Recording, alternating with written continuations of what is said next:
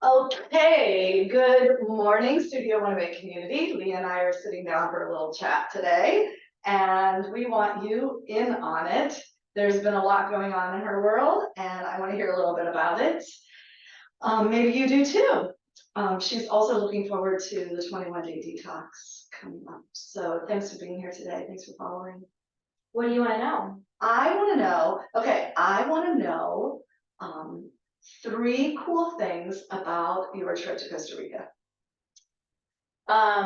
Okay, so I love I feel like these are going to be kind of boring answers. I loved studying herbalism. I loved the people. Okay. And I loved the nature.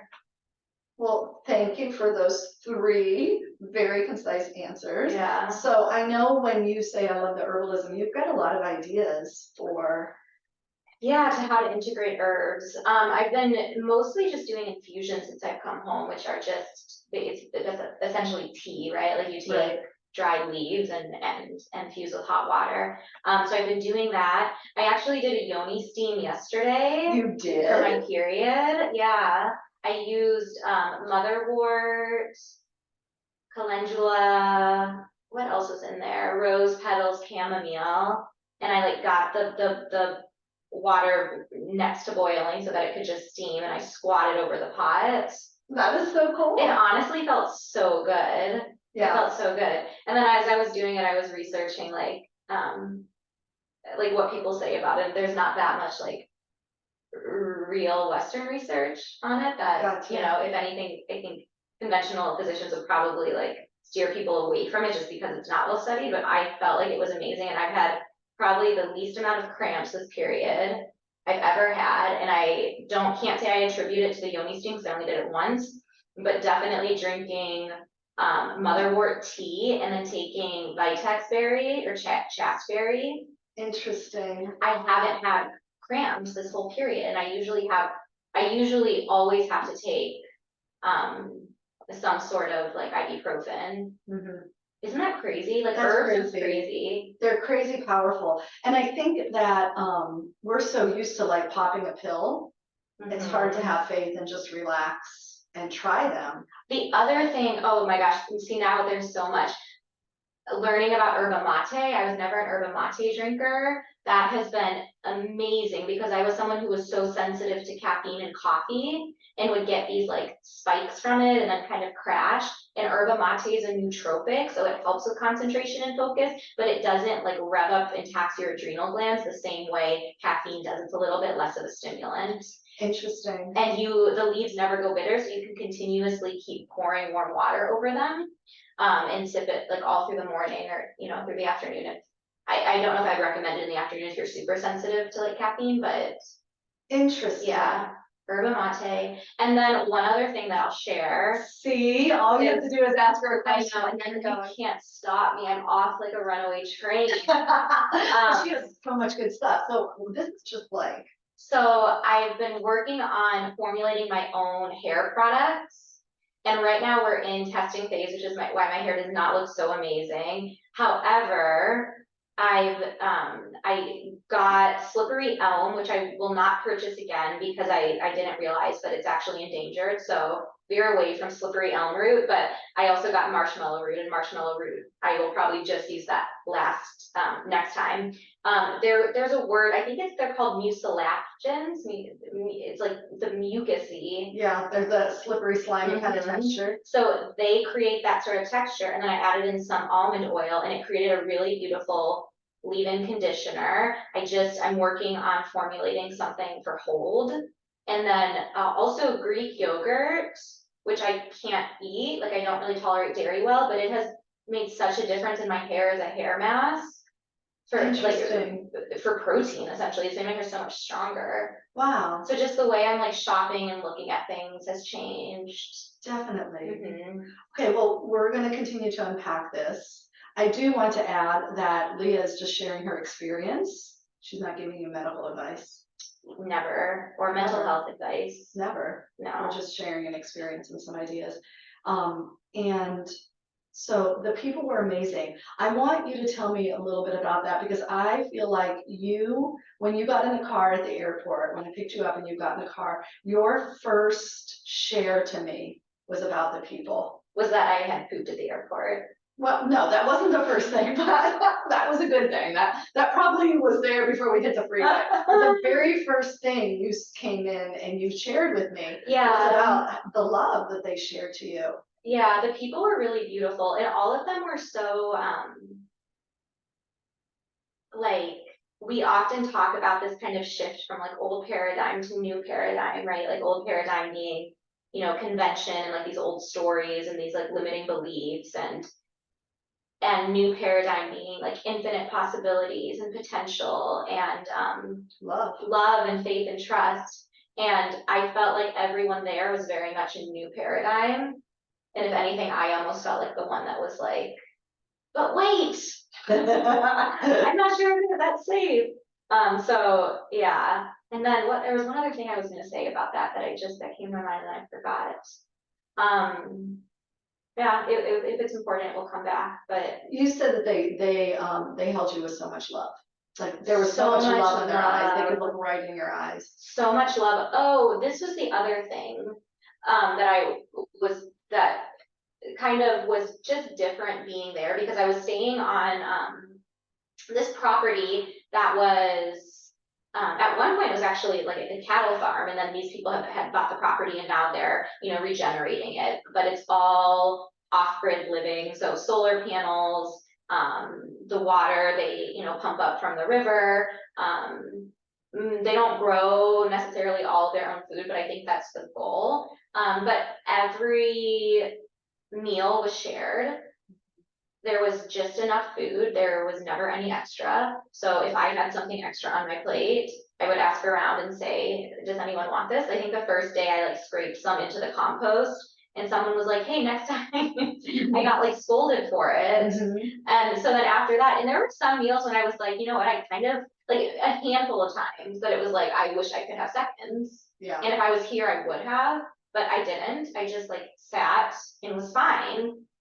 And was fine. And it's like having faith and trust that it's always going to be there versus our like insecure way of like clasping and holding and gripping and hoarding is so just, it's not sustainable. It's definitely not regenerative. It's not sustainable.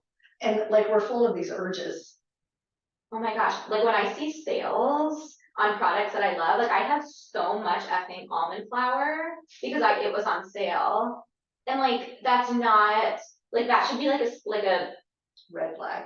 Well, it is like a treat, right? And like, there's always more. I can always go get more. Why do I need to have all of it in my apartment? That's exactly what I mean. Like, it's a red flag that you're in a place of fear and you're not in that new paradigm of, you know, and I do the same thing with like my money, right? Like trying to like plan out, okay, like what's the 10-year plan?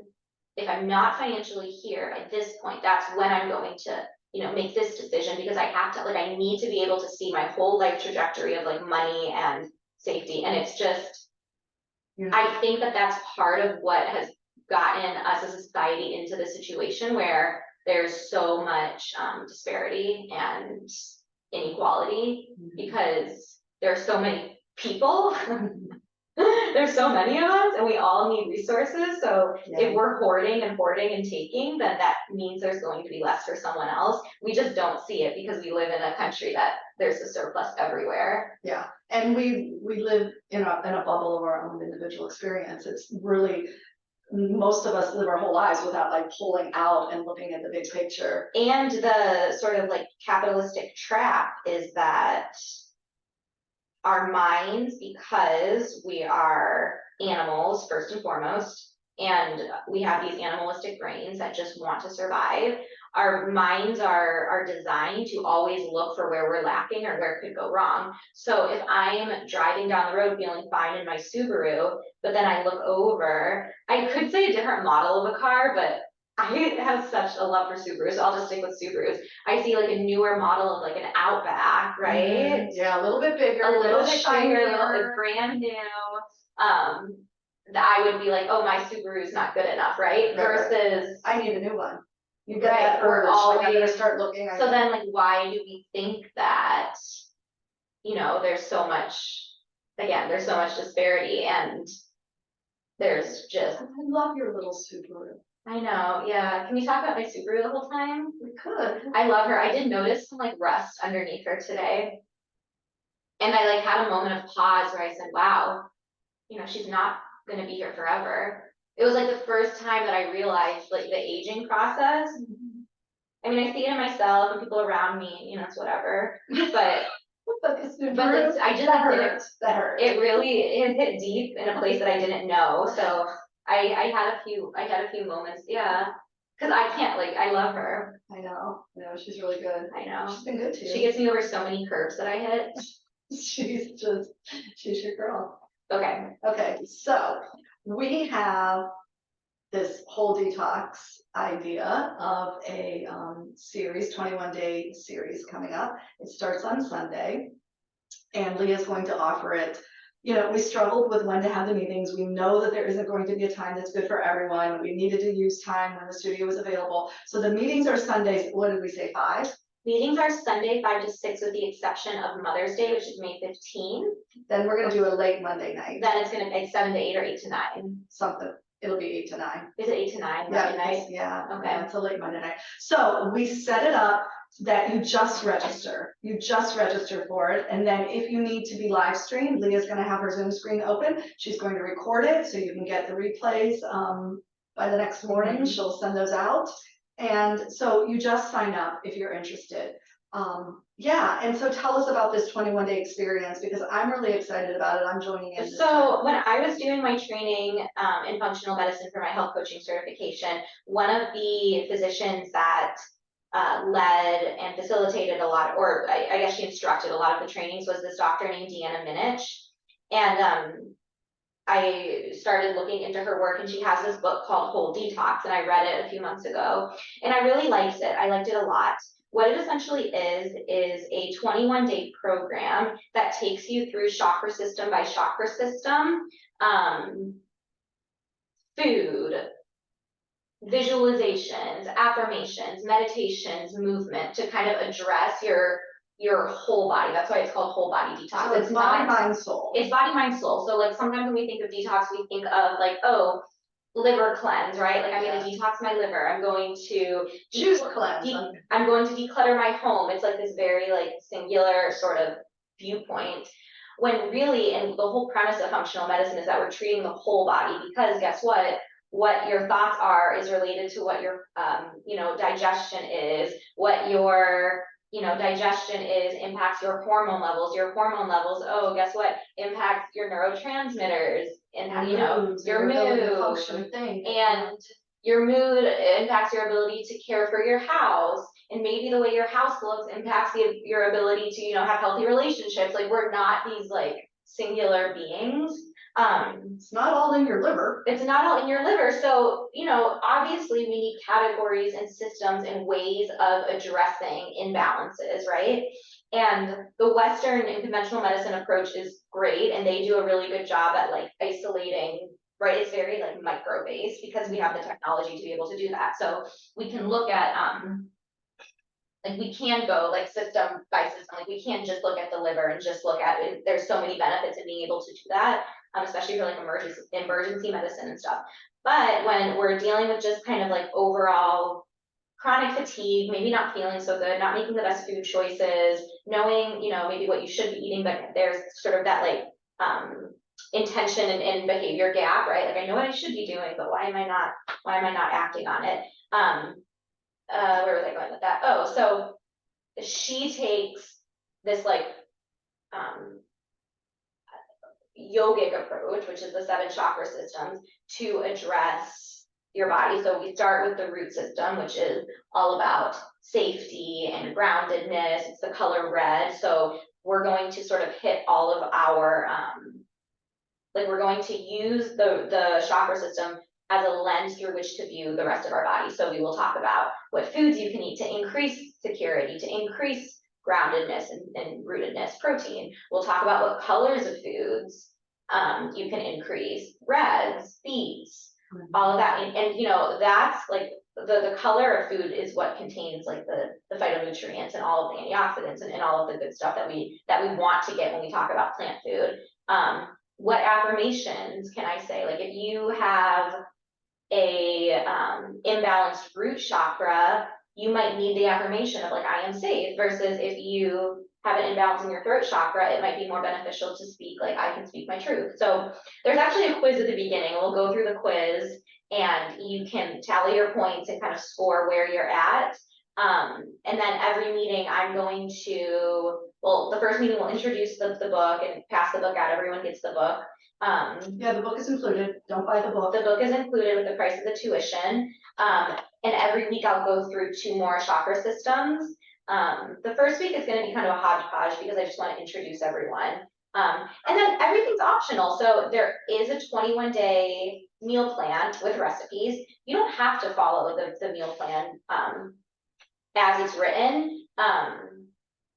It's options if you want to do the recipes. So I like that because one of the things that, excuse me, one of the things that makes detoxes in a group kind of challenging is like a singular approach. So it's like when I do teacher training and people will often ask me, do I have to be a vegan? They'll be very nervous. No, like what you eat is very individualized, and you need to be really responsible to that. So nobody. And this has an omnivore and a vegan option too, if you did want the structure. Yeah. And really this is a container to help with that intention behavior gap, because a lot of us know what we should be eating, what we should be visualizing, that we should, but we don't do it. And I think that's what's so beautiful about what you do, Leah, like in that functional medicine approach, and your personal work has taught you so much about that. It's like we take another workshop, read another book, we gain more information. We always have more that we're learning, information overload. It's total information overload. And then who is there to help you put it into practice? Yeah, so this is about community and integrating, and I am going to try my best to make it less lecture-y than my previous health coaching group, because I do that too, where I'm like, how much information can I jam in? Information is king, and it's like, it's not like we're, I want it to be more just like a support. So, and when you come to these kinds of things, and whether you're on screen or doing the replays and you're getting an email, like, please know, like, here's Leah right here. She's a little girl in love with her Subaru. She's your resource. And so then I have nothing going on. I have no social life. She to like have these conversations with people. She wants to know, what are your personal questions about in terms of your own health and well-being, and can she point you in a certain direction. So when you get the email from the replay, click reply and say, Leah, I'm struggling with this, or help me with that, or do you have a recipe for this, or I want your hair product. And then if, same, if you're live stream, get in the chat box and throw your questions in there, and, you'll get more out of it if you can, feel and really you're doing it. And I'm doing it, and I never sit through with a quiet mouth. I always take the experience. My one concern is that an hour is not going to be long enough, but if we need to keep talking, we can answer questions. Yeah, for sure. And what we can do is, that like a little linger after time is a good time to catch Leah for some questions too. But like all I want is to help people with implementing like their lifestyle changes. And I have a lot to speak on too about just like emotional eating and mindful eating, and And okay, so Leah, I just have to go back for one random question. Okay, and then we have to wrap it. And then we will wrap it. When we were in Costa Rica, and this was, you guys, was in 2016, we're going back in 2024 to the same place. I don't know if we're going to be able to do this, but it was really, really cool. And I just want to ask you, because you mentioned making hair product. There was a plant she had that we made that hair shampoo with, and it squeezed up like this, and all the shampoo stuff oozed out. Do you know what it's called? Yeah, let me look it up. Leah's going to co-host the retreat in March of 2024, and she's going to be, which means we'll all be naked. Don't make promises. Or scare people. Don't scare people. It's shampoo ginger. Shampoo ginger. Yeah, look how sexy it is. Do you remember it? I remember like how fascinating it was. And it it all oozed out and she just put it in a jar and we washed our hair with it and then we rinsed. Yes, it It looked like looked like a pine cone, like a big, like a red pine cone. yeah, I but just saw my nose in and it. bigger. I know. Like It was nuzzle it. so good. So anyway, we took this hike and we did this hot tub in nature. And I know I asked the guy about it and he said it's not available on the property to do this anymore, but we'll do something similar because we are going to the waterfalls. And then we washed our hair and then we went under the waterfall and rinsed our hair out. It was really nice. Well, and when I was in Costa Rica, we made this last time, we made a lot of like body scrubs and stuff. Yeah, And so we're gonna wanna do Yeah. that while we're down there. I also think I want to do a body scrub workshop here at the studio, like over the summer, Let's do it. July. Yeah, we have some great ideas, you guys. Because Leah's really inspiring, right? And we all wanna like try out her shampoo and her She's body gassing scrubs. me up because she knows I have moments where I don't feel the best. I know. So now she's like gassing me up, but we're just all We're all helping. equal. We are, and we're supporting each other. Yeah. And I'm happy to have sat down with you. I can't Mhm. wait for this workshop because I need to become a little more accountable to my highest habits too.